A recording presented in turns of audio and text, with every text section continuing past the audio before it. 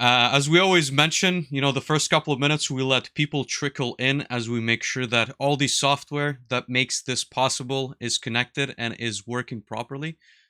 So we are going to monitor LinkedIn. We also stream to YouTube. We stream to Facebook and Twitch. The last two channels are, I would say, not monitored by us, but we assume that there's audiences that are also interested in Yeah, what we have to discuss today. Makes But sense. no, no, I think there's definitely room. Me and Dave have spoken about this a lot yep, on Twitch. There's a lot of software developers, and there's not enough of a manufacturing presence. So if there's anyone listening from there, welcome. But yeah, absolutely. it looks like I can see us live on Restream, and we should be coming Yep, up on LinkedIn. yep. I see us, and now Miriam is where I get to embarrass Vlad for the first time during the show.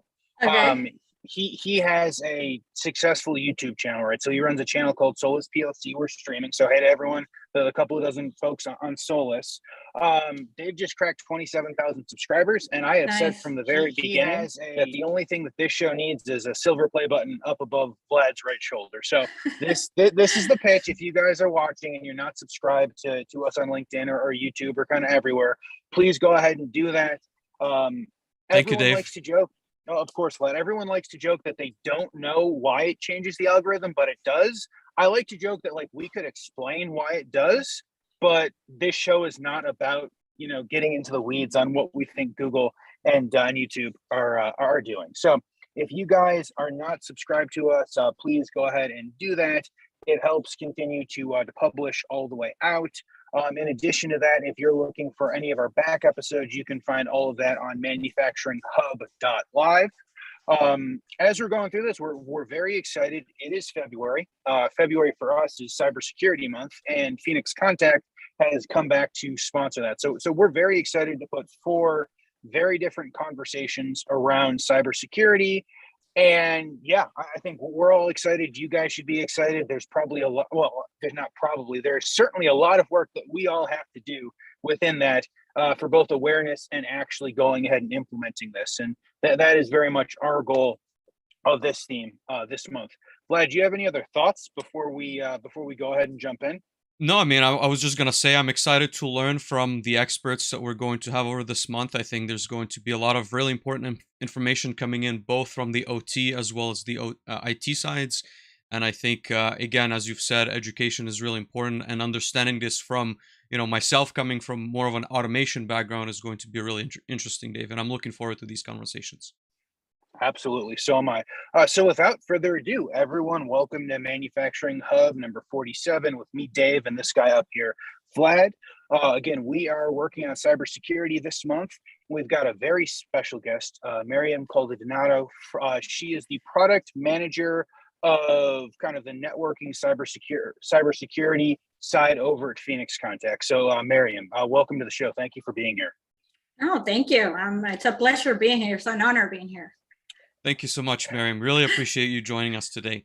I wanted, before we dive into your current role and some of the software and hardware and obviously other offers that you have to offer to us, can we discuss maybe a little bit more of your background? How did you get started in cybersecurity? How did you get into the industrial space? What was the path there? Long story or the short story? Let's go with the long. Let's kind of dig into it a Okay. little bit. So to be honest with you, it kind of just happened through life. I had no idea cybersecurity was going to be my career path at all. It just came, and more on the ICS OT side of things. Let me just give you why. We've talked before, I'm an immigrant from Venezuela. I was Mhm. going out there. I was there after high school. I graduated. I went to college for telecommunication engineering. Really nice, fancy university. It has new computer labs. Cisco was hosting all of their very new certifications back in 2005, 6, 7.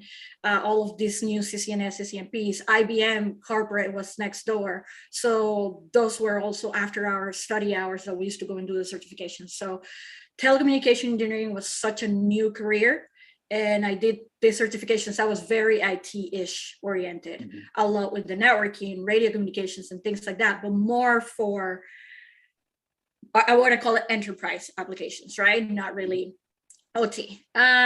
Things happen. I came into the US and I actually transferred credits, finished my associates there, but transferred credits into electrical engineering. So now I get to involve into the PLC side of things and programming side of things. And it's like, oh, there's another new world out there that also has networking, and protocols are not the same, but could talk, and that's how you start putting one on one together. And when you're getting closer and closer to graduation, you're like, I don't want to be on an electrical plant, I don't want to be doing this or that. So I came up with, I really wasn't sure what I wanted to do.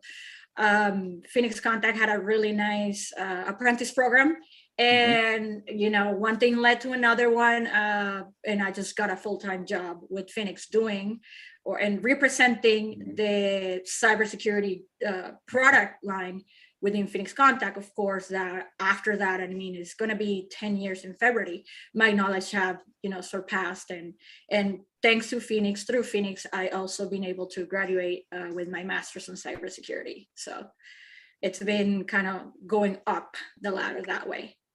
I want to ask you a little bit more information on that transition, because I think a lot of students from abroad are looking to come to the U.S., and I think it's not necessarily always clear what the path may be. How was that transition for you, and what are maybe some of the tips that you can give them in doing, let's say, after your bachelor's in electrical engineering, going into like a master's in U.S.?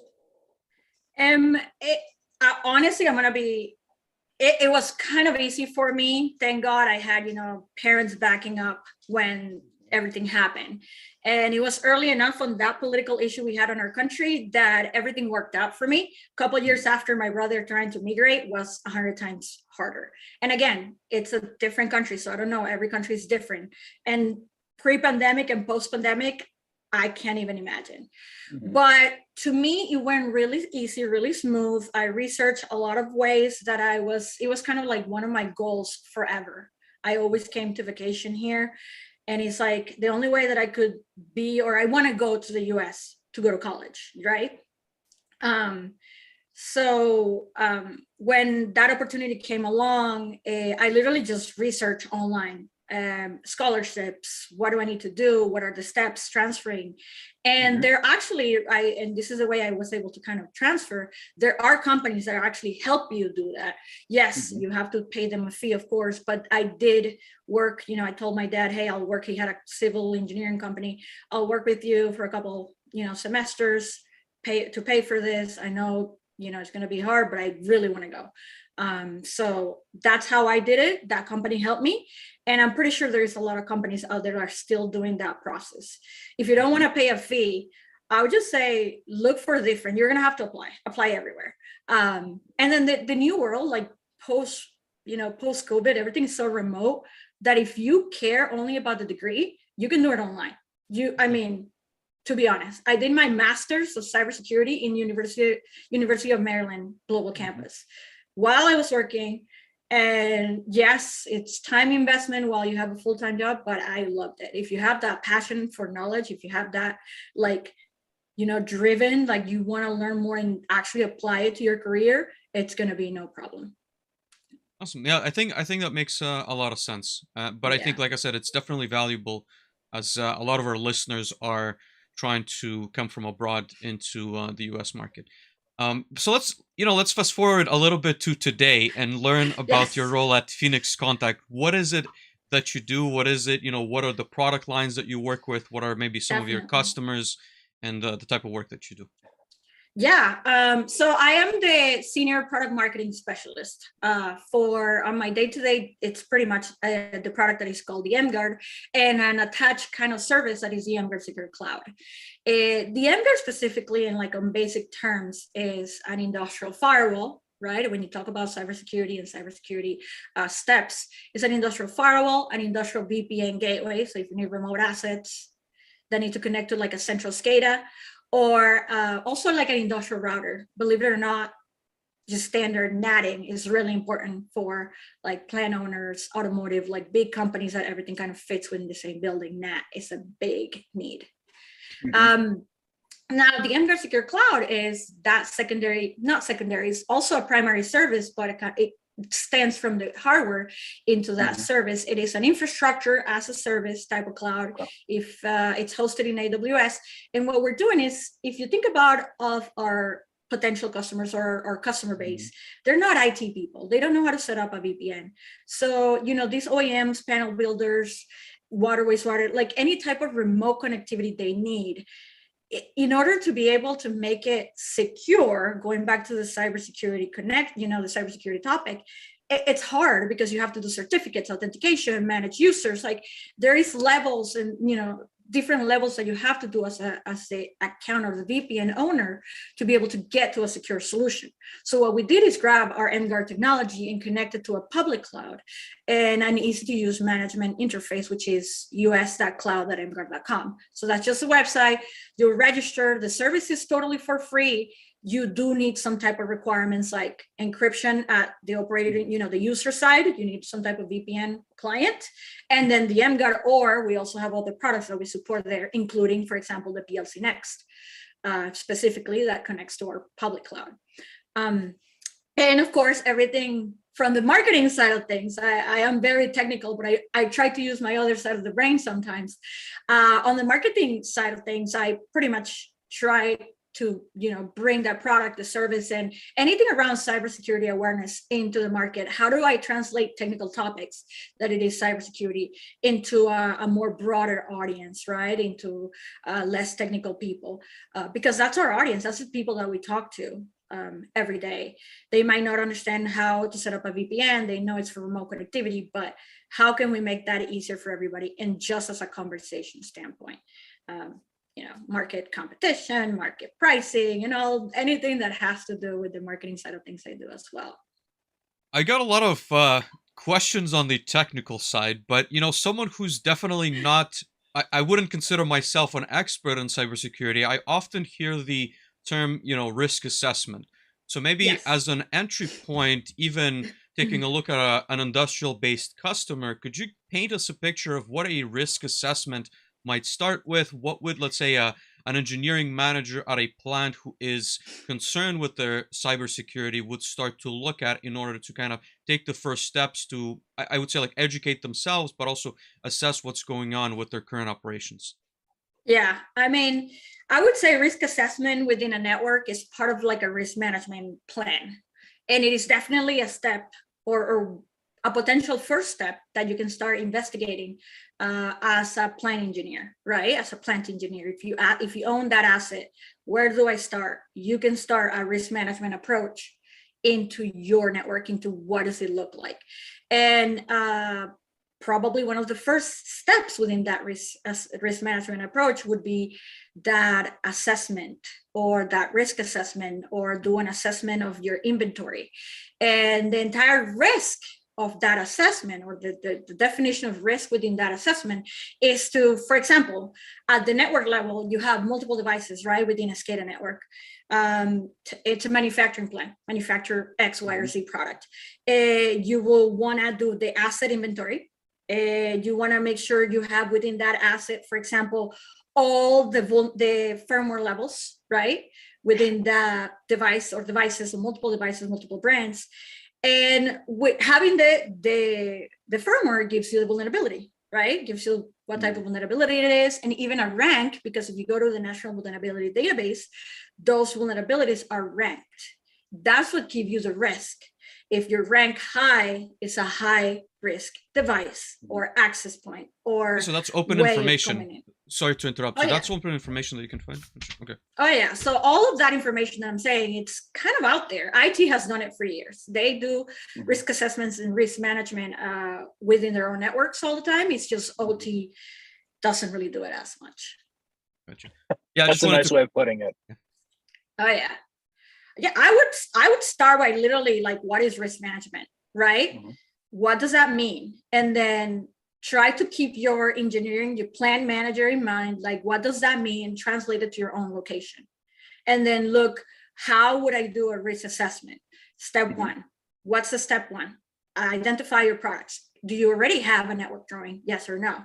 Do you already have a list of products? Yes or no? Like those are the steps that you want to take one by one, and then just go down through the entire process for a full risk management.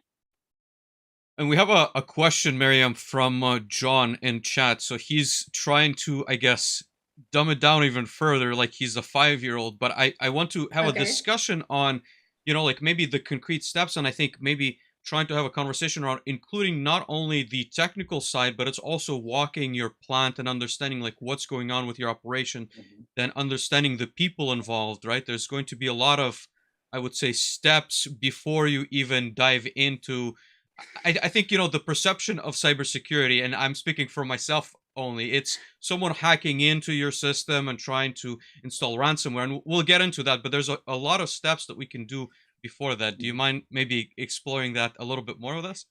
I have a 6-year-old, and I do take it down a notch and to Good. demonstrate to be able to do it. Like, for example, if you want to do the first basic risk assessment within your network, you don't ever have to touch the devices. You literally just walk the plant and talk to people. That's it. Just walk the plant, look around. First things first, know that operating systems, employee workstations are probably the biggest risks, right? So, your phones, should not be connected to workstations at all, ever, even if it's just for charging. This is a computer, it carries out malware. That's a Mhm. computer, it carries malware. It could translate to each other, okay, from using a data cable, for example. And just talking to people, asking questions, because people is going to be the weakest link on the chain on Yep. cybersecurity, unfortunately. So just walking around, is there a panel cabinet? Is there a cabinet open? Is there a panel open? If I open it, what do I see? Is it a manager on a manage switch? Can I just plug in something? Like Mhm. do you remember being a kid being super curious about something, and your dad will tell you, don't get in there, and you just want to do it more? It's that curiosity that will drive you through that self-assessment. What could I do just by looking around and touching and asking questions? What type of information can I get that I could use later to attack my own system? So be the own bad guy for your own system at that point. The reason why I'm smiling is it brought a memory to mind where some of the switches in facilities would be Mhm. labeled as a joke like unhackable switch or you cannot hack this whatever, and I feel like that Yeah. taunts the person even more if anything to try and Yes, figure out a for way in. sure. So that's that kind of walkthrough. Absolutely. Go I, ahead, I was Dave. going to say, and to add to that, as you're going and looking and seeing if people are, accidentally, charging their phones from the station, you also go and look to see if someone has dual homed onto your IT network a computer because they want to watch the football game, right? That's a very normal thing that happens. Mhm. Has my third shift operator hacked into my system by just plugging Ethernet Cat 5, Cat 6 cables places until he can go play PS3 or PS4 or PS5 because it's a really boring shift and it's, third shift on a Friday or Saturday or Sunday night. Like all of these things are normal things that happen. And by taking even if you were to go through and kind of get a list of everything that Mhm. theoretically should be in the Exist. place that it is, yes, like the theoretical on paper almost never matches the actual in a Never. facility. So, as Miriam was saying, you can go start by getting the list, but you have to walk the floor and see Mhm. what actually correlates. And it doesn't have to be like a personal motivation. I want to get distracted while I'm at work. It could be a professional motivation. Somebody brought in logistics, brought in a new machine, which is a new scanner, awesome camera. Like we have to integrate it to the network, and Mm-hmm. you are aware that they integrated to the network, but maybe they use a switch that was off the shelf, like Yep. something that is not pre-approved, and it might have vulnerabilities, or you might need other things to be able to bring that machine into the plant network. So there Yep. might be an automated switch sitting on the plant somewhere Mm-hmm. that, if you compare it to what you thought you had versus what you really have, Yep. those are already red flags that you need to have now the documentation, policies, and procedures Yep. for your entire plan and the entire organization to be able to follow. If there is something that's going to get in, this is the way Mm-hmm. it's going to get in. and it's going to be recorded and blah, blah, blah. Absolutely. I would absolutely agree with that. I would also say, as a flashback to people that have been listening for 20 or more episodes, we had like a 20-minute conversation with a guest who we will not name about secret PCs on the OT side that the IT people Oh can't my possibly know God. about because Yes. we need to run like 10-year-old, 20-year-old operating systems. And so it kind of just sits on a rack or it sits in a cabinet somewhere and it runs and we just don't talk about it, right? So that kind of right there is also a red flag that was done Mhm. with best intentions, but best intentions open yourselves up to lots of risk possibility. I mean, if you guys are going to have an IT person in the coming shows, I would tell them, what do you feel about something like this? I want to know, like, just a raw feeling, Mhm. because it's there and it's happening. There's Mhm. nothing they can do about it, unfortunately. And what I feed my engineers when I'm talking to them, when I'm there to talk cybersecurity, is Mhm. don't let the IT in. If they don't understand your needs, and your needs is this computer to be running 24/7, 365, and the software needs to be running on that operating system, yes, you need to protect it, but you can't let IT just push data. So Yep. I will tell them, protect yourself from IT. And of course, that takes us a little bit to the 222, February 22, 2022, just There we go. Pacific time. So yeah, that will take you to the next conversation. Is like Yep. IT, OT needs, wants, desires, and security goals for both networks. Absolutely. Yeah, So absolutely. look, Go ahead. I was going to say, like, let's talk about that. The theoretical IT is always against OT, right? And so legacy wise, we kind of think of two opposing groups that there's no gap kind of in the middle. I guess in my experience, I've found that if you can sit down and have an honest conversation, most of the time, everyone's goals are aligned with the company's success. It's just we're saying things and we don't speak the literal same programming languages or we don't speak the same protocols. And so things get mumbo jumboed and the OT side doesn't want responsibility for the IT side, and the IT folks are way overwhelmed. And they'll do what's in their job description, but they don't need to go learn 20 new protocols and try to figure out how to network a manufacturing floor. But like, let's get your thoughts. I know that this is a topic that you are very passionate on, Mary. Yeah. Do you want to add anything, Vladimir, before I just?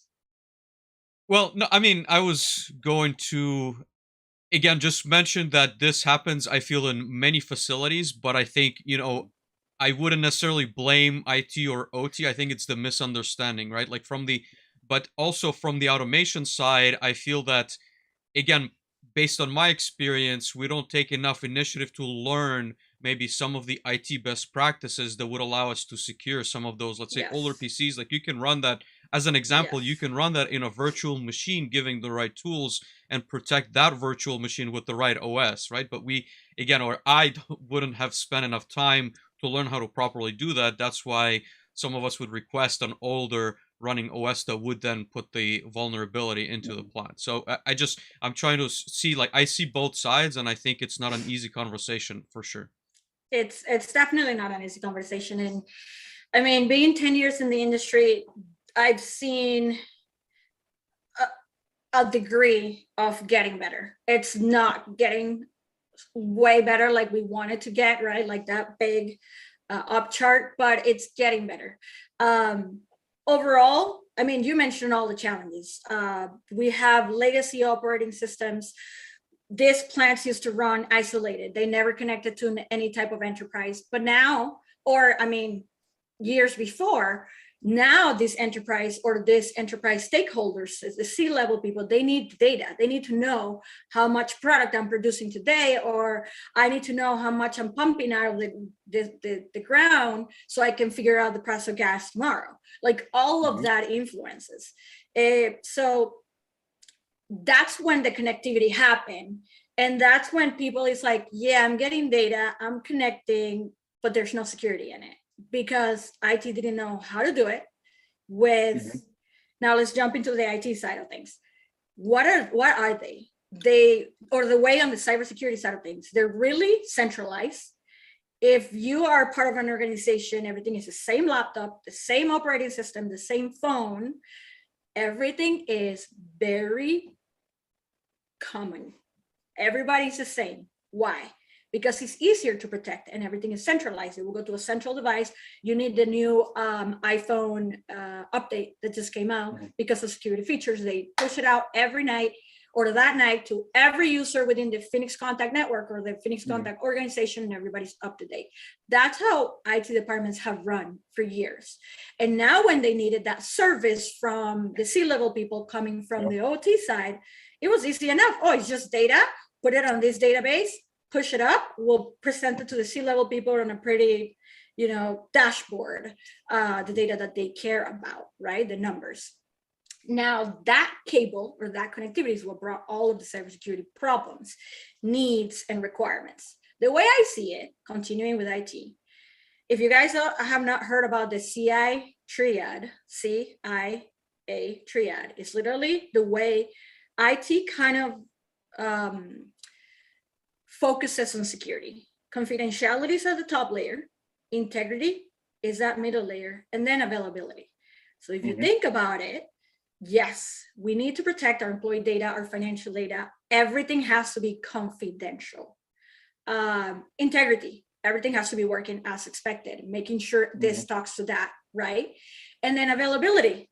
If my Windows computer goes down, or I have a problem that is not working, if I were to be at the factory, they would tell me, hey, can I keep the laptop for a couple hours? Just go work from your phone, your iPad, and I'll call you when it's ready.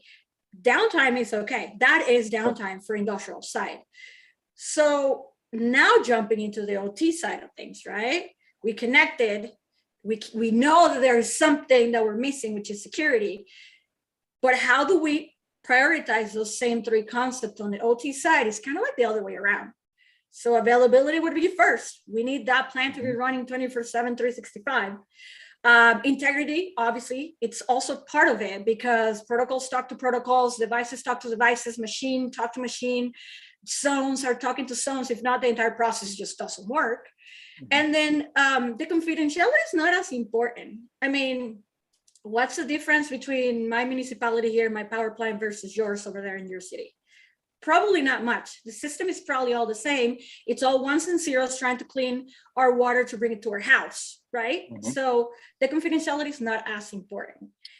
That is what I see the biggest differentiators. Like they don't understand that they have security goals that rank a little bit opposite.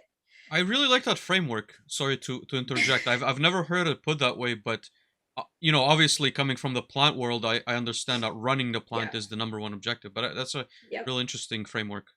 Sorry. Yeah, no, you're fine. And going back to your example of hiding computers from IT departments, is I have responded, and when I say respond, that is try to help these teams to get to a solution. In emergencies like the IT department, they forgot they have that cable in the middle for data. IT department sends an update and it got all the way down to the plant level. It took down the entire part of the machine or part of the plant or that remote site. Just because of IT was doing what they're designed to do, Patch Tuesdays. They found a device in their flat network, right? No firewalls, nothing that will isolate it. That simple update, and that update got all the way down, disrupting the software, disrupting the PLC, disrupting the entire process, causing an internal kind of, attack. It's just downtime for a patch. So why do you want to hide it? Or what do I kind of try to empower my engineers or asset owners to just, I wouldn't hide it. I will be proud of it and I will play with the feelings of IT and be like, this is unfortunately the way things are happening right now. This is the resources, there's no resource to do it. And even if we do have the resources, the PLCs are old. They might not work with the new devices. So what do we do? So the way I kind of think at it, or the way I try to work with these two groups, while I'm trying to empower my engineers, I'm trying to also grab and connect with the IT people, more of us, hey, they don't know anything about your network. You don't know enough about their SCADA, how the processes work. They are very uncomfortable with the infinitive number of brands of any SCADA network would have. Like Yes. they would have a PLC from a manufacturer and a switch from a different manufacturer and the IOs, and like everything is so different compared to the way they do business. So the same feeling of uncertainty and doubt that they both have to try to help each other, protect each other, is what keep them separate, right? And what I do, or when I get to that point that it's like, hey, I want to empower both of you to be able to kind of look in the eye and have these conversations, is think global, but act local. Think global, like think like IT. Grab those IT controls, grab those IT security policies, maybe some involvement from IT, because they are subject matter experts for cybersecurity. They've been doing it for years. But now act local and translate all of those policies and security procedures and everything that they're telling you more into the plant. And this is where you pretty much control the actions and control what policies make sense and don't make sense for your current network. And that's how you act that response. So it would be more like a think global, like the company should be thinking like a cultural thing, but then act local, knowing or owning what you have and knowing what would work versus what it won't work. So in a practical sense, going back to, the rigid maybe standardization of IT hardware and software, would you see it split into kind of like a second category of what would apply in certain OT cases, or what would that maybe kind of spawn after that conversation in a practical sense for the automation engineers, let's say? How would IT deal with them? I would say I would probably think everybody, it doesn't really matter how the fusion happens. There has to be, and I think the best type of team would be a group of IT and OT personnel working together, but there has to be a security department within the company with enough, support from the C-level suite people that has, the power to have votes and speak and resources and budget that will work with IT to follow that think global policies that they already have, but they work with the engineers and they understand the plant side to be able to actually translate, and they have the power and the flexibility to translate that to the best scenario or the best way that will still make the plant run on a secure way. So having that middle department, IT, OT engineer, IT engineer, ICS, cybersecurity, and it doesn't matter where it belongs. It could belong inside the IT department. It could belong inside the OT part. I just think there has to be a mix of both, definitely, to be able to get started. And I've seen bigger companies do that. Now, smaller companies, medium to small size, where IT departments are smaller and the engineering team even smaller, it's where it becomes a little bit of a challenge. Yeah, I think that definitely makes sense. And again, I think to those who are maybe not as familiar with the plant floors, to kind of bring this back, it's not always because of any malicious intent, but a lot of times you get these devices that are, again, out of the box, present certain threat risks, right? There's going to be, again, even devices sold today that may have an OS running on it from the industrial side, because the life expectancy is 10 plus years, and so that PLC, HMI, switch, or what have you might come with an older firmware software and ultimately be vulnerable to some of these attacks. So it's not because people are necessarily not doing something correctly. It's because it is inherently different from that environment, right? And so it's just understanding all those little points of, again, vulnerability that, as Dave was saying, on the plant floor, it could be not even like watching a football game, but maybe someone's pulling up a schematic for a broken piece of machinery, right? They're trying to fix something,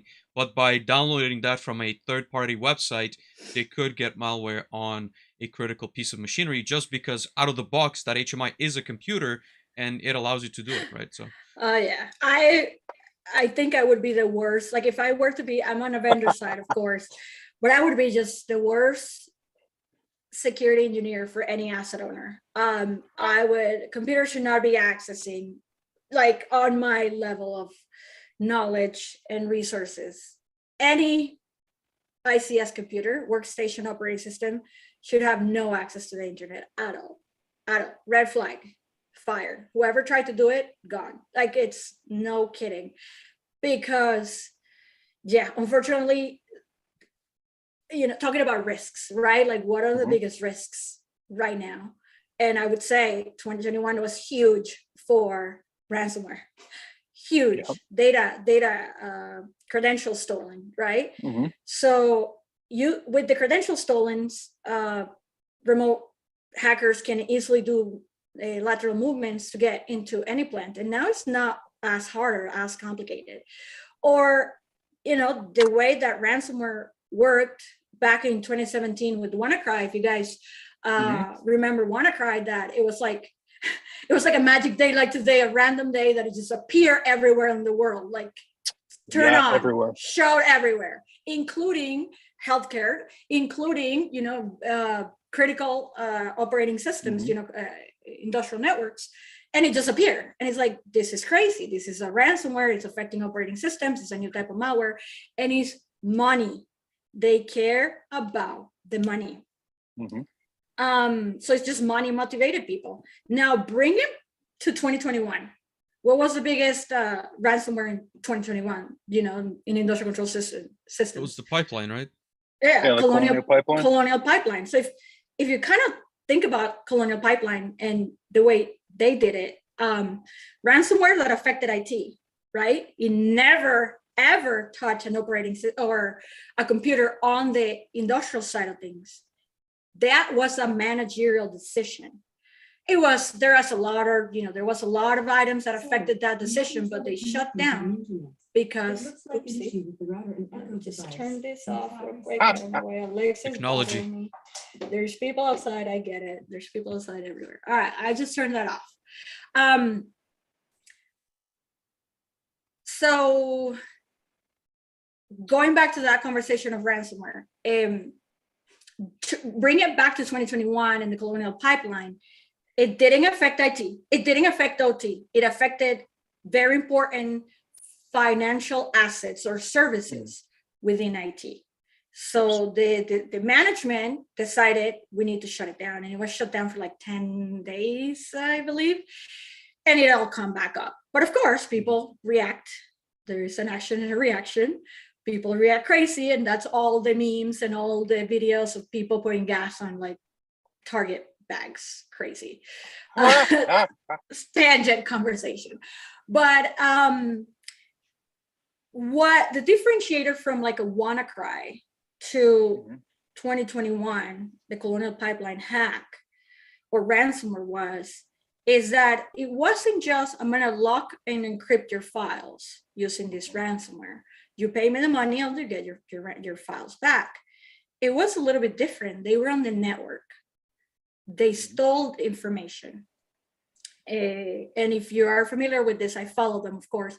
It's a Russian hacker or a Russian organization that they got into the network with some stolen credentials, stole the information, and then implemented that ransomware. And so it wasn't just the file encryption that they did.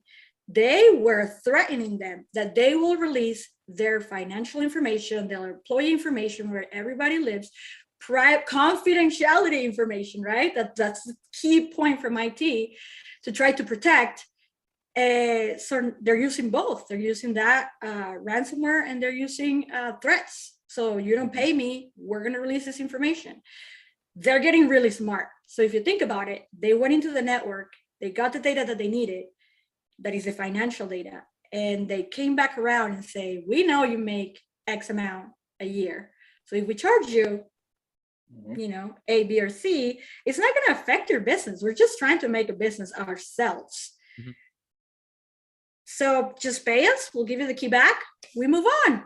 We'll delete the data, we're done. It's a business transaction nowadays, unfortunately. That is your biggest risk. And one single individual in your network can click on the wrong link and get your ransomware. As simple as that. Yeah. And Miriam, correct me if I'm wrong, but we hear about only a very tiny fraction of some of these ransomware attacks as to what really occurs, right? Because I think it's not in the company's, I would say, advantage to divulge that they have been, attacked, and thus opening them up to potential other attackers. But so I just want to emphasize that what we read on the news and what is made available, and probably the information that they even released on the Colonial Pipeline, is limited as to what really happens in the world. And again, these attacks could be small scale, like targeting like a single plant, or it could be entire like business wide attacks, right? I honestly don't think ransomware is meant as a target. Yes, if it's business oriented and they want to make more money, oil and gas is a pretty good place to start, to make some money or quick money out of there. But there's going to be always people trying to make a living out of a ransomware. It doesn't have to be a targeted attack. I think it's always going to be there. And if you're going to have to take them out, if you're going to have to pay for it to recover your systems, I mean, if you research the FBI, the CIA, they don't recommend you to pay them. But what else are you going to do? Are you going to restart your own machine? So if, for example, you have a PLC and you need to restart that operating system, and do you have the software that you need? Maybe you call your vendor and that was a machine you bought 10 years ago, it's still running. Do they even have a fraction of the entire way of how it was running, right? To make it all run, because you can clear the operating system, right? You can just reset everything, clear it all up, but you're going to have to start from scratch. And do you have the support? After pandemic, if you think about it, a lot of companies shut down. Are they even still alive? Like, how are you going to recover that? So questions on top of questions on top of uncertainties that it gets put out there. But yeah, and I just think ransomware is going to be one of the things that is just going to be forever, unfortunately, just because it's money oriented. No, absolutely. And I think, Dave, if I can throw in one last question before I let you comment on one of your own, but that's one kind of comment that I hear a lot about the industrial space, which is that the industrialized PLCs or HMIs are not traditionally open to hacking, right? And people have this, I would say, a preconceived notion that they're more difficult to hack. But in my mind, if anything, that builds this kind of mindset, well, I don't have to secure this. It's a proprietary piece of equipment. It's going to be great. It doesn't require any firewalls or anything else. And I think, if anything, those are the red flags that the industry is more susceptible to ransomware. So I'm curious, what are your thoughts on, are companies obviously putting in more money towards securing their infrastructure, but there's also the change towards, I would say, like augmenting some of these PLCs and making them better. But do you see threats coming on the industrial side more in the coming years? So let me answer with two separate answers, but I'm going to try to put them together at the end. When we were talking about ransomware, that's money motivation, right? So to me, if I'm the bad guy and I'm just motivated by money, I would attack everybody. Whoever falls for that hook, I'm going to try to get. But then that's just one type of attacker, right? But then if you put it on a different type of attacker who might be more nation state, maybe more competitor type of approach, that's different, because that would put a target on somebody's back. It would be an organization that I'm targeting because I want to make sure the systems are down. For example, the power grid in the US, it's all connected. And if you imagine, if you attack a couple of those bigger power plants all around the US together, from, let's call it, nation states that have not agreed with the way we do politics, right? Russia, North Korea, even, China. And what would happen if, like, that would be like the big picture scenario, and that's how you know, develop an attack or create an attack like Stuxnet. Like, nobody believed it would ever happen until it happened, right? It's more of a nation state with a lot of resources targeting one thing, the nuclear facility in Iran, targeting a PLC that they knew they had the data, they knew it was running in there, Mhm. and they just kind of let her go. So yes, industrial systems is what runs this world. Like I don't understand. It's funny, I talked to my husband, he has no idea what I do, and I just tell him, hey, how was work today? And I'm like, great, I saved the world today, you know, something. Because hey, I was talking to a water facility, or I was talking to cybersecurity to a power plant, like I'm manufacturing. Yeah, I saved the world today because I'm trying to keep them protected. I feel like my own superhero because I am doing that, and he has no idea. So it's that the world we live on is run by industrial control systems, and everything exactly you said, if we're not protecting it at every level, we're going to be on big problems. Just unfortunately, we're going to be on big problems. Right now, post-pandemic, we're seeing issues of shortages and just overall issues within the market because of the pandemic. Imagine how it would be if our industrial plants are affected by a major cyber attack.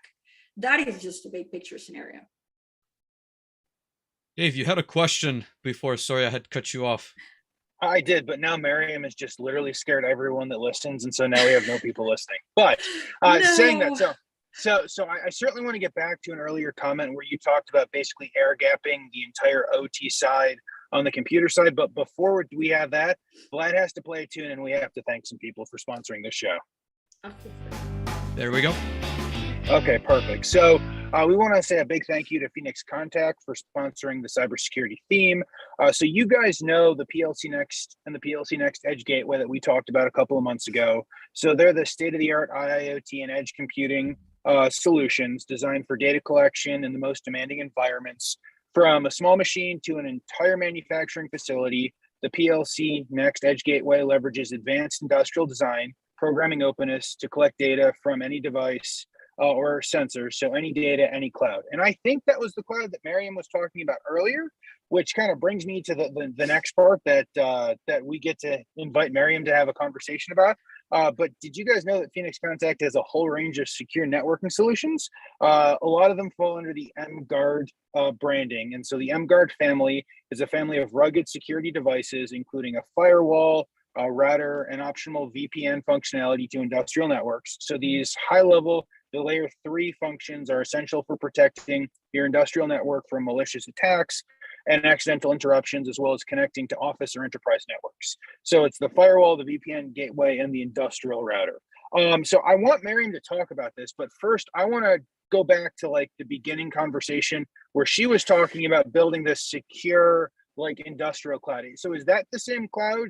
I guess, do you know, is that the same cloud that the PLC Next Edge Gateway and kind of those tags that get pushed up from the PLC Next live in? No. Okay. No, there are different ways that the PLC Next can connect, or the PLC Next Gateway can connect to multiple clouds, as you already know. What the mGuard Secure Cloud is it's a kind of like user to equipment remote connectivity. So if you need to, it's not the data, right? It's not about the data at that point. That's what the gateway is for, to connect to the cloud or the rest of the clouds, that the cloud services that we have. And the PLC Next and the PLC Next Gateway will allow you to do. So if you need to connect, and this is the IIoT goal, right? IIoT goal, pushing data from factory up to a cloud or in a specific, or our cloud. That's what will allow you to do it. Now, the mGuard Secure Cloud is more of the user to remote connection. So in order to connect to remote equipment, you need a VPN gateway. We do it securely. You'll use it through the mGuard, or we also have other devices called the TC Cloud clients. But being an open PLC, that PLC Next, we also support the PLC. So if you only need to reach that PLC, you put the mGuard Secure Cloud app within that PLC Next, and you will connect to our cloud for remote connectivity and support.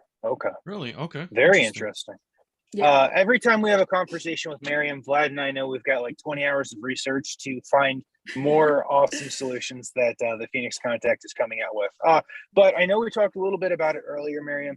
Can you give us kind of the brief rundown of the MGuard family and what you guys are doing to help secure either at that level 3 firewall or just kind of in general? Let me give it to you as a Phoenix Contact umbrella, okay, as an Yes. organization, because I've always been a fan of, it's not about one device, it's about everything, right? Okay. And the big word with security goes along with trust. So if you trust Phoenix Contact and what we're doing within our products and everything else, you will trust our devices as well. So the Phoenix Contact umbrella is actually coming out with what we call Phoenix Contact Critical Infrastructure Protection, or CIP, Phoenix Contact CIP. That Phoenix Contact CIP is a pretty much, you have to imagine it as a big circle, 360-degree security, where we separate that circle in 3 pies. The first one is the products, right? Product specific, the development and security lifecycle. So it's not just, and this jumps into cybersecurity standards, right? That we really didn't talk that much, but IEC 62443 is a new standard coming out that balances responsibility of securing an entire network from the asset owner to the system integrator to the vendor. And actually our development team out in Germany is pre-certified for IEC 62443-4-1, which is secure development of the product, of the firmware. And not just that, making sure that if there is a vulnerability, we're on it. We're there, we're on it. And I haven't felt more proud of my team since I've seen them working after that. And not just that, having the secure features inside of our products, not just the MGuard. Yes, the MGuard has a firewall, a VPN gateway, the NATing functionality, and you can add other advanced functionalities for security that you can work them all together, a la carte, or individually, right? Yep. But if you also talk about network infrastructure devices, managed switches, same type of development, same type of security features. They can connect, they can talk to other IT software for more proactive monitoring. Same thing with our radio, same thing with our WLAN wireless technologies. Like all of that, if you think about it as a network standpoint, and that's what the group that I work in, okay? That would be the product, pie, going back to my pie, right? The other part of the pie is our solutions. Phoenix Contact, and this is years, we have what we call our vertical markets, right? We have our pillars of automotive and utility and transportation and data centers. Like we have our vertical markets that we know and we understand from years and years. And of course, in how the way they've been evolved. Now they work with obviously our own internal team and to the solution specific for that specific industry. So what is the industry, for example, power generation distribution? They have to follow NERC CIP cybersecurity implementation. So we have documents, we have procedures, we might have already a pre-built solution that it is ready to implement. So because we have the knowledge on the vertical market side of things, that we create solutions for everybody, including cybersecurity solutions. It doesn't have to be only cybersecurity, it's kind of overall, but it does have to touch on cybersecurity. And the third part of that pie, and I'm kind of like, this is the last closing statement. It's the network engineering services team, our new team, NES. And it is that, it's like, we developed the product, we are the owners of the product. You might not, or even your system integrator, right? Your system integrator, your IT department might not fully know how to manage this. So we now have created these network engineering services that will allow you to help your partner or yourself as an asset owner implement the device with the best practices, the best security recommendations, configure the features that you have, or maybe even connect it to third-party softwares or cloud services, AWS, Azure for IoT, for security, for SOC, for logs, SIEMs, to make the entire approach of cybersecurity a little bit bigger. So that's kind of like the entire roundup answer for it's not just a product, it's about way more than a product. So I guess one, I love that, and two, Vlad, you're going to need to like blow out the wall behind you because you have a lot more hardware and software and managed services that are going to need to be tested in 2022. Vlad has a question, then I want to get back to talking about the air gapped conversation. I do have a question. I want to, for someone who's overwhelmed by the amount of information, for someone who's Yeah. maybe at the plant level, again, an Mhm. engineer in automation, and an engineer that's maybe an engineering manager who's trying to, I would say, is a little bit scared by everything that you've said thus far, and he's looking to secure their facility, take those first steps. And I know that we talked about what could be Mhm. some of those first steps, but if you could maybe talk to us a little bit more on how can they get educated in the space, right? And so you've pursued a traditional degree that maybe is Yes. inaccessible. Again, obviously some can take it part-time, Mhm. maybe they don't have those 2 years that they can commit to. What are some of the other avenues that one can learn more about cybersecurity? Is it the, the traditional certifications? Is it a class online? Is it YouTube? What are your thoughts around that? My answer is yes to all. The the problem is going to be the financial aspect of it, of course. So there is a lot of certifications out there, and those classes are amazing. But Mhm. if you think about it, a certification sometimes takes 5 days away from your normal job, and it could cost up to like high, $7,000 Yeah. for an advanced certification. And it's Mhm. not that the certification, that's the class, right? For a Mhm. 5-day class, you go and attend, you study, Yep.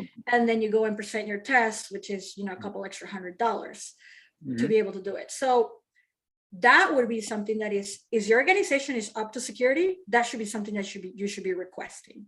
Mhm. So that would be probably a good place to start. If they're Yep. looking to be more cyber secure, that would be part of your next budget meeting. We need to train our people. We need to have them. And there's different levels, right? I'm going all the way to probably the most expensive one.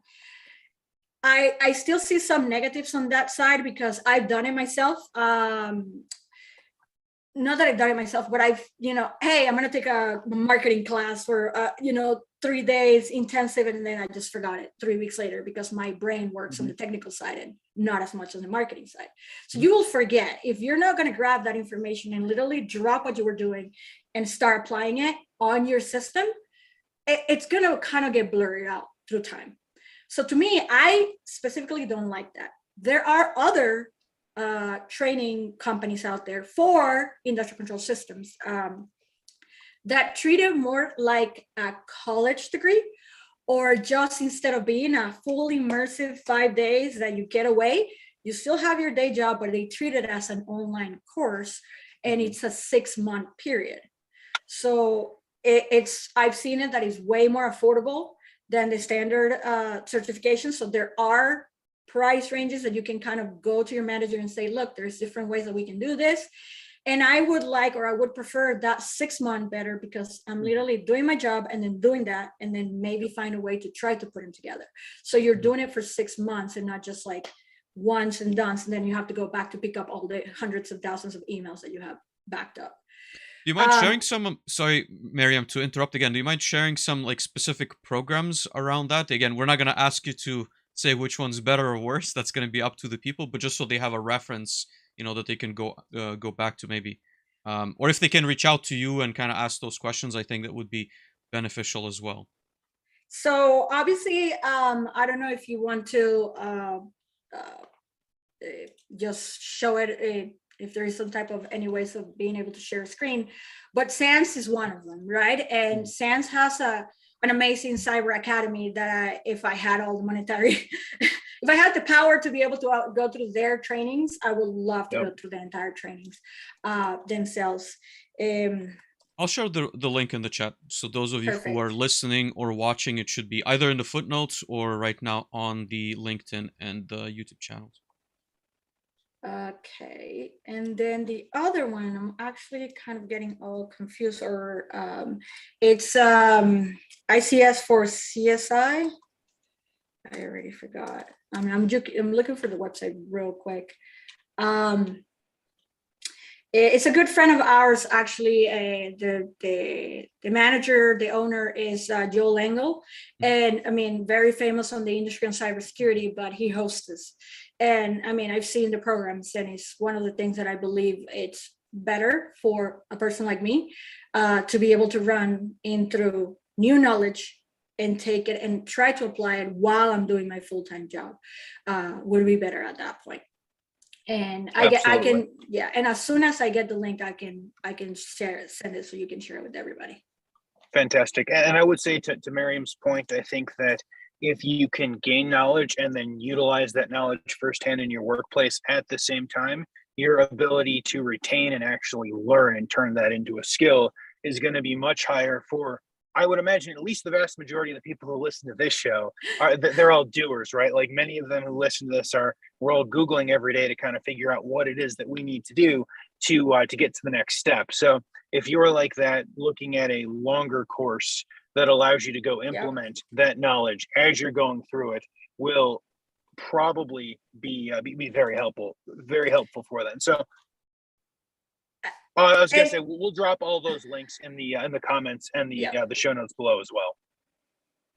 Perfect. Yeah, I mean, what I was gonna add, and that's hopefully you can get the buy-in from the budgetary side of things, that you will be able to actually do these things. If none of this works, I would never. I mean, I'm hungry for knowledge. I'm always want to know what's the next best thing, what's going to happen in the future, right? Like, and the more knowledge you kind of get into you, the more your mind starts working that way. Instead, and you can imagine me, this is a fight that I have in my house. Football is going on. And every time I get on like my husband's car, or we go to the gym and I just trying to talk to him, like I notice he's listening to like NFL podcasts and predictions and analysis and all of this. And I'm like, to me, it's such a waste of time. Like I am listening to YouTube videos about new technology, cybersecurity, attacks, blockchain, like how it's all going to affect us on the cybersecurity side of things 10, 20 years from now. So all of that, it's what I would recommend doing. Are you driving home? Don't listen to NFL. You can watch it later. Take Sundays as a break day, watch it. Why do you care about the analysis right before or after? And again, that's just a personal problem. But overall, it's just that hunger of knowledge. You can use YouTube to learn the basic terms, right? What is security? What is safety? What's the difference between safety and security? How do we protect safety systems? Because that's another thing. Even how to do a risk management approach. Where do I start? What are the cybersecurity standards for plants? What is IEC 62443? How do I start implementing? Like all of that. There is a ton of free information out there. And if you take it one step at a time, I mean, an hour a day while you go to the gym, while you're driving your car, it will take you a long way as well. Like for anybody who has no idea on, for example, the IT side or the cybersecurity side, how to get started. Yeah, and I would add, to the YouTube reference, I know that a lot of universities post their entire courses on YouTube, but a lot of times also like, on their own university portals, so you can get a very high quality class for pretty much $0, right? Like you don't need to sign up to any program for that matter. You just have to commit those hours and that effort, which is not always obvious, but needs to be there if you're looking to learn for sure. Absolutely. I think all of this is great. I want to have a very truncated, air-gapped conversation. Like we can't do it in 5 minutes, but like let's kind of lay out the sides. I feel like air-gapped versus not air-gapped is 20 hours of argumenting between like 12 different groups. But so kind of to one of your earlier points, Miriam, you said that if you worked at a facility, you would basically in no way, shape, or form allow any OT computers to be used for the internet. Not necessarily any computer on the OT floor, but any computers attached to the OT system, right? I think we need to make that distinction. So, correct. And I think many people agree with you. I think that the kind of the flip side of that coin is then, are we running, are we drilling holes in firewalls and running data through VPNs to get to the cloud? And two, like, is it realistic in 2022 to actually air gap?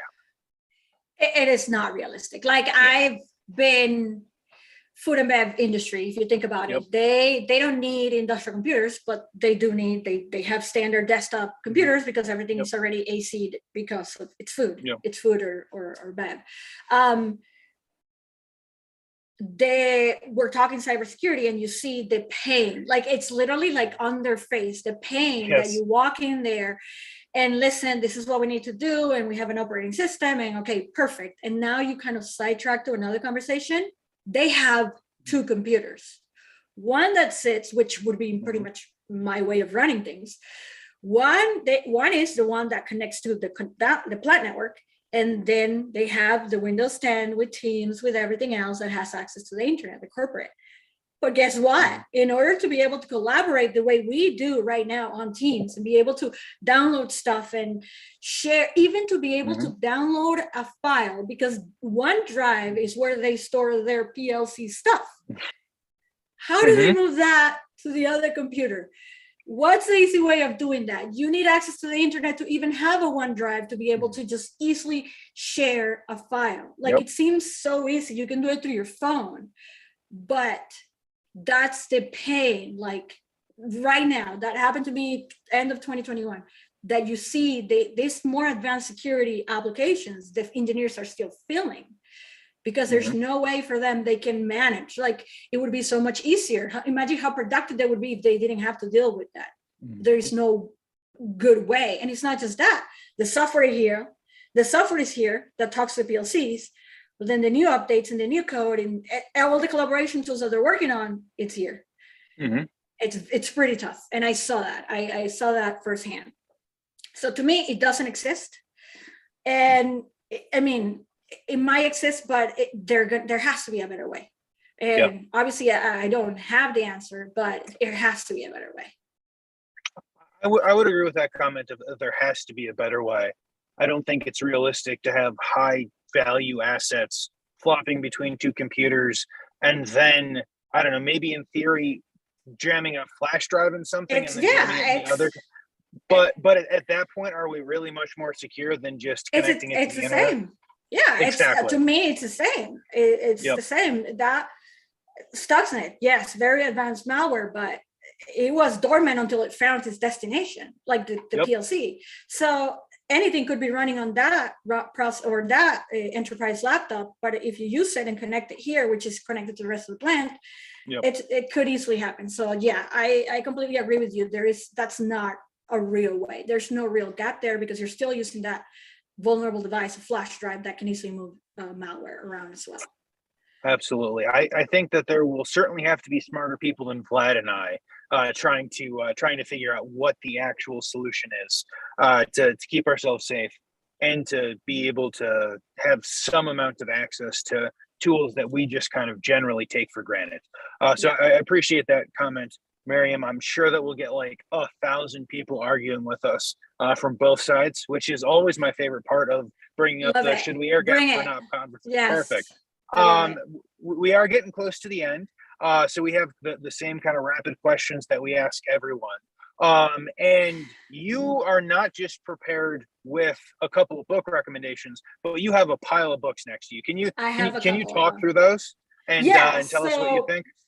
These two are pre-pandemic, or I read them pre-pandemic. I don't know if you guys are familiar with the S4X show, hosted by Dale Peterson. Yep. So we in Phoenix Content, we support it. We go every year, and I got this through the show. The first one is the cybersecurity dilemma. I love this one because it gives like the big picture scenario of nation states and the overall how the security dilemma from the civil world, the Cold World, kind of translate into the new world for cybersecurity and going back to like nation states problems.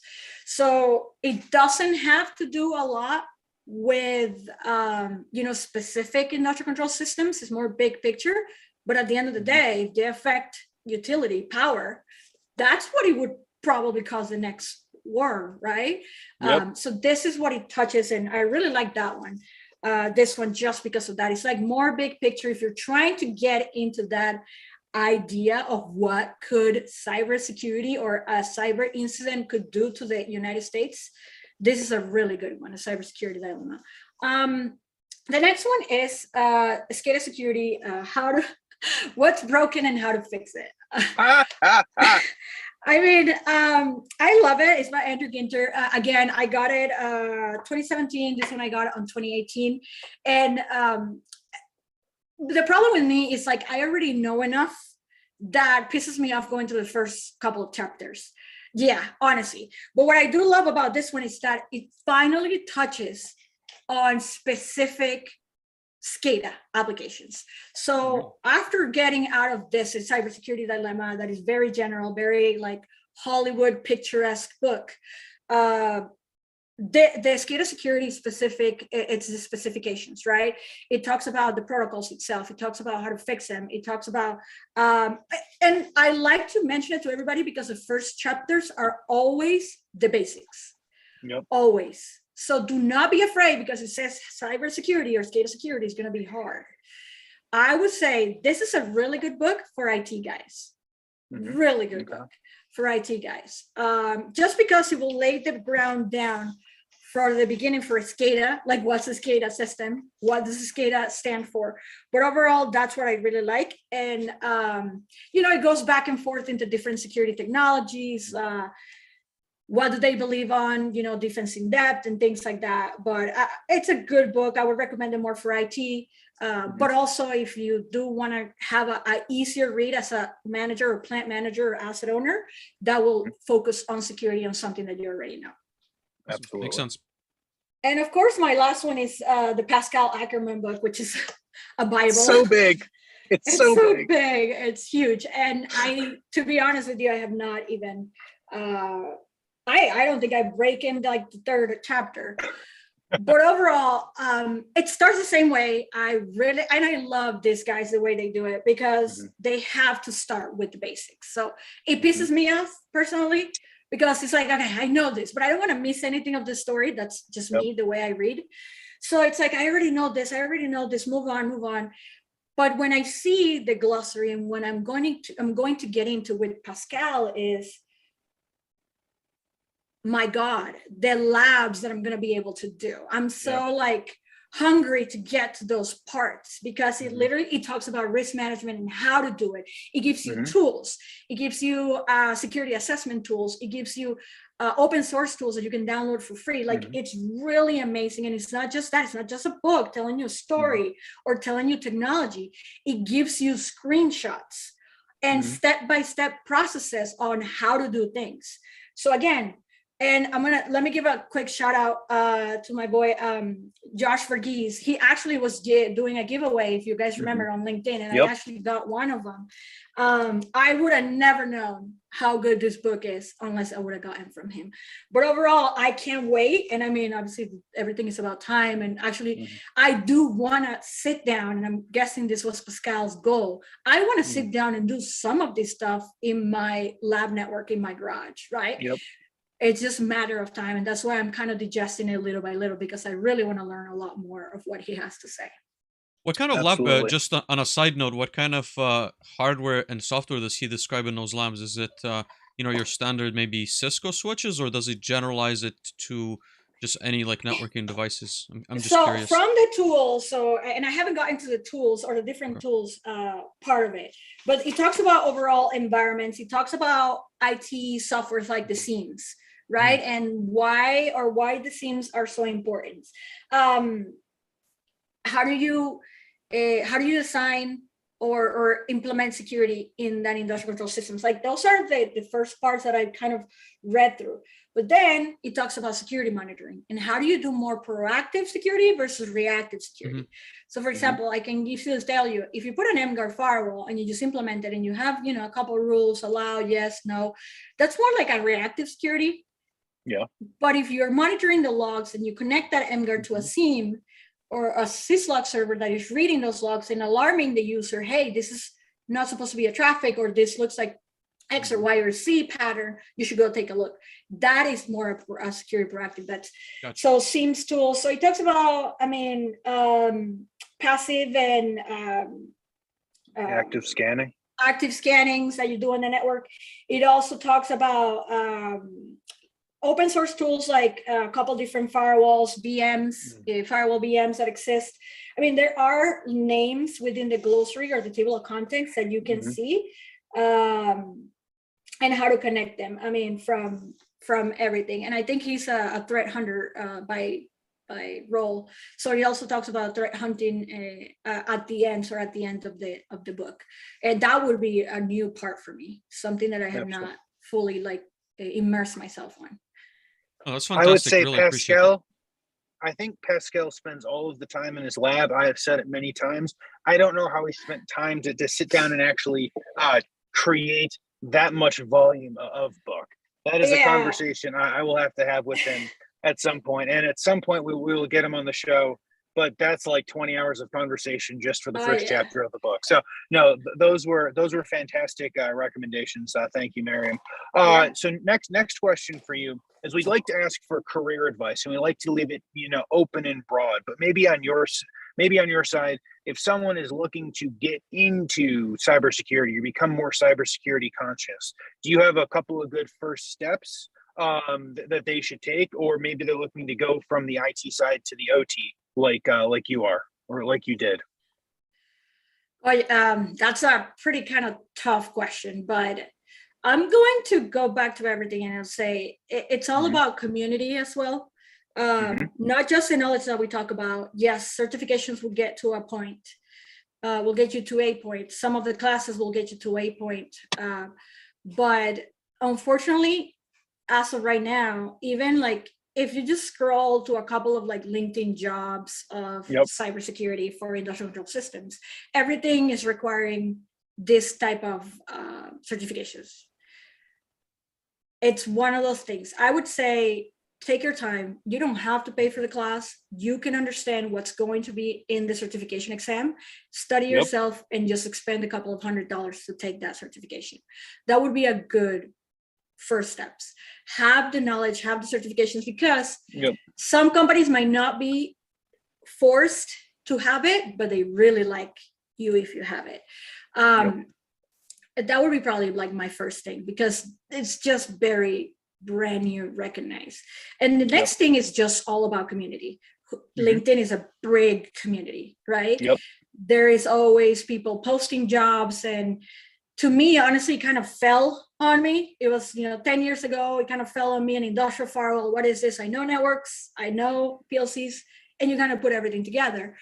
But now people is getting interested more in cybersecurity, and there are a ton of cybersecurity jobs. I just think even companies, or the HR departments, or the people trying to hire these experts, they don't even know where they need or what they look for. So I would just say study a lot, be curious, be confident, and just kind of jump into the knowledge, right? Absolutely. And take those certifications, because that will get you there. You don't have to have a master's degree like I did. I had a company that backed me up to do that.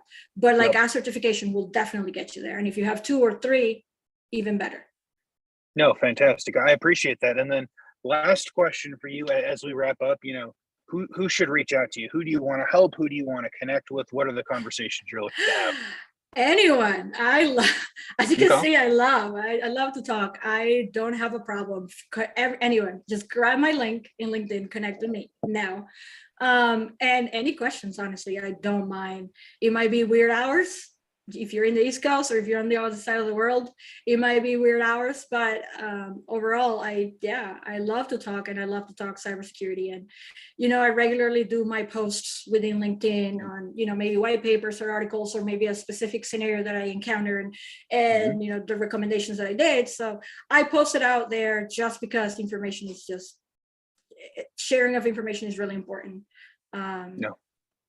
For everybody on the cybersecurity side of things. That's amazing. And then will you be at S4X with the Phoenix Contact crew? Okay, so you'll be. I think Dale announced it like April 19th through 21st.